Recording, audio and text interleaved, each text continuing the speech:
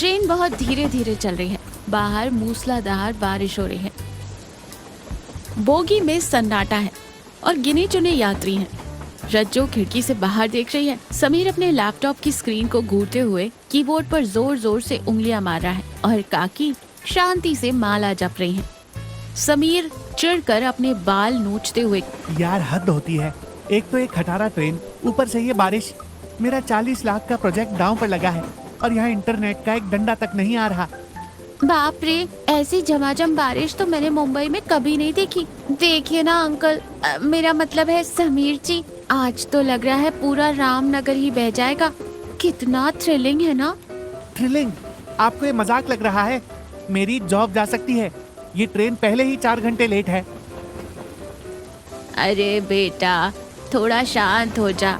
ये तेरे लैपटॉप यहाँ काम नहीं आएंगे। ऊपर वाले का नेटवर्क जब चालू होता है ना, तो इंसान के बनाए सारे टावर पानी भरते हैं। चुपचाप बैठ जा। अचानक ट्रेन एक भयानक झटके के साथ रुक जाती है। सामान नीचे गिरता है। खिड़की से बाहर देखने पर पता चलता है कि ट्रेन नदी पर बने एक पुराने पुल के ठीक बीचों बीच रुक गई है। पानी का स्तर बहुत तेजी से बढ़ रहा है। क्या हुआ? ट्रेन यहाँ पुल के बीच में क्यों रुक गई? नीचे देखिए, नदी का पानी पटरियों को छूने वाला है। लगता है हमारे इंजन को प्यास लगी थी, सीधा नदी में ही मुंह डाल दिया। अब चुप कर जा छोरी, ये कोई सिनेमा नहीं चल रहा है। आफत सिर पर आ गई है। बचपन से देख रही हूँ इस नदी को। जब उफान पर आती है तो सब नील जाती है। तभी एक अनाउंसमेंट सुनाई देती है, यात्री कृपया ध्यान दें, आगे ट्रेन पूरी तरह पानी में डूब गया है। इंजन फेल हो गया है। रेस्क्यू टीम को सूचना दी गई है। कृपया अपनी जगह पर रहें और पैनिक ना करें। Rescue team? मतलब हम यहीं फंस गए। मेरे क्लाइंट्स मुझे जिंदा नहीं छोड़ेंगे। क्लाइंट्स का तो पता नहीं, पर मेरे पेट में जो चूहे दौड़ रहे वो पक्का मुझे मार डालेंगे। सुबह से कुछ नहीं खाया। रात का समय, चारों तरफ गुप्त अंधेरा है। ट्रेन की लाइटें जा चुकी हैं। सिर्फ बाहर से बारिश की डरावनी आवाज और नदी के पानी के पुल से टकराने की तेज आवाज आ रही है। सब लोग अपनी अपनी सीटों पर सिकुड़ कर बैठे। सर्दी और डर का माहौल है। काकी, मुझे बहुत डर लग रहा। बाहर पानी की आवाज कितनी भयानक आ रही है ना। डर मत मेरी प्यारी बच्ची, मैंने अपनी जिंदगी में बहुत सी बरसातें देखी हैं। रात जितनी भी काली हो, सुबह जरूर होती है। कैसी सुबह काकी? पानी बढ़ता जा रहा है। मेरे पास मेरे बैग में लाखों का सामान है, महंगे गैजेट्स हैं, क्रेडिट कार्ड्स हैं, पर इस वक्त मैं एक बिस्कुट का पैकेट भी नहीं खरीद सकता। आज समझ आ रहा है कि ये सब कागज के टुकड़े हैं। सही कह रहे हो समीर, मुझे तो इस वक्त बस नुक्कड़ वाले वो पाव और कटिंग चाय की याद आ रही है। अगर भगवान ने बचा लिया ना, तो सबसे पहले 10 वड़ा पाव खाऊंगी।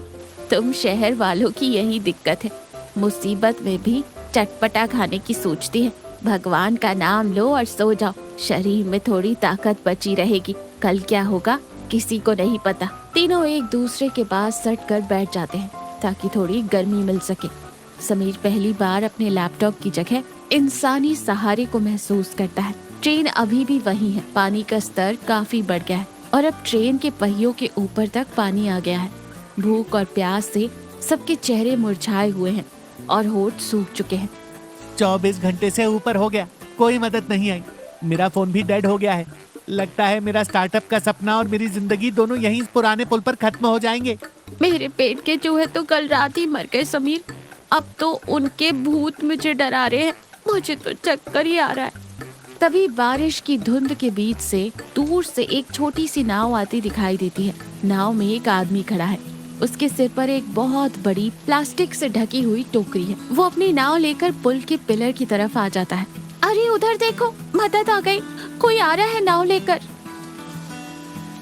समीर अचानक खड़े होकर कहता है, थैंक गॉड, फाइनली शायद एनडीआरएफ की टीम ने हमें लोकेट कर लिया है।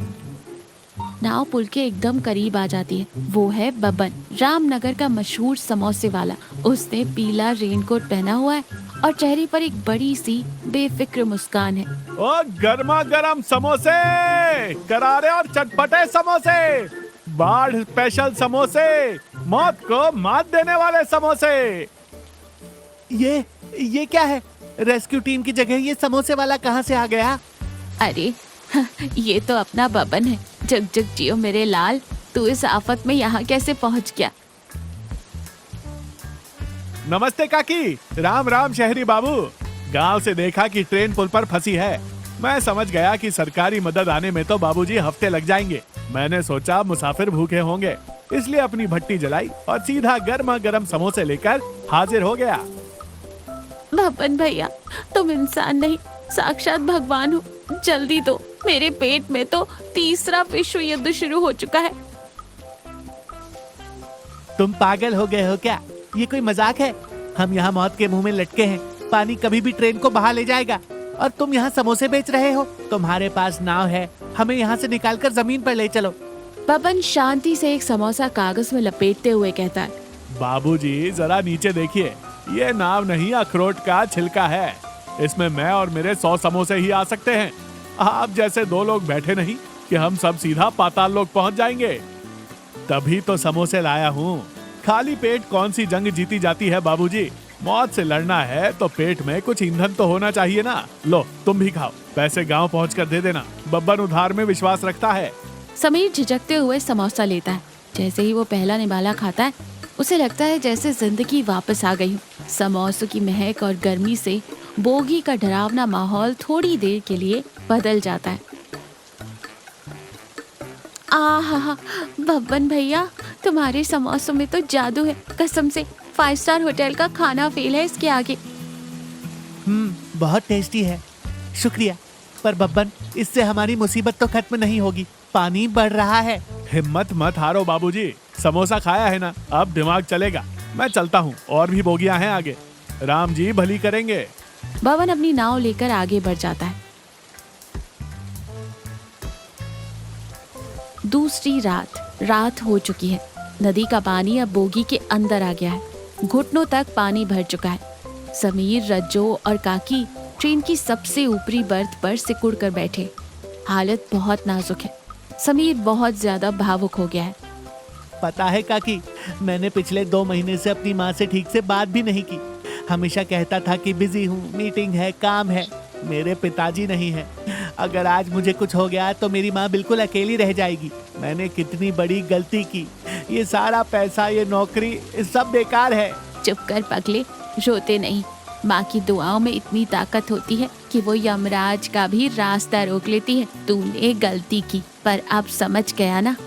जब यहाँ से सही सलामत घर जाएगा तो अपनी माँ को गले लगाना और खूब समय बिताना उनके साथ। समीर, हम शहर की भागदौड़ में इतने अंधे हो जाते कि अपनों को ही भूल जाते। मैं भी तो कल घर वालों से बहस करके निकली थी। मुझे लग रहा था कि मैं बहुत मॉडर्न हूँ और वो पिछड़े हुए, पर आज समझ आ रहा है मुसीबत में सिर्फ परिवार और इंसानियत ही काम आती है। जैसे उस बाबा ने हमारी मदद की बिना किसी स्वार्थ के। हाँ रज्जो, कल से मैं सिर्फ अपनी जान बचाने की सोच रहा था, पर आज जब बब्बन ने मुझे अपने हाथ से वो समोसा दिया, मुझे लगा जैसे इंसानियत अभी जिंदा है। अगर मैं बचा तो एक बेहतर इंसान बनूंगा। रात गहरी हो जाती है। पानी की आवाज के बीच अब एक अजीब सी शांति है। तीनों ने एक दूसरे में एक नया परिवार ढूंढ लिया है। मैं चीनी हूँ, सिर्फ 29 रुपए में। मैं फॉर्च्यून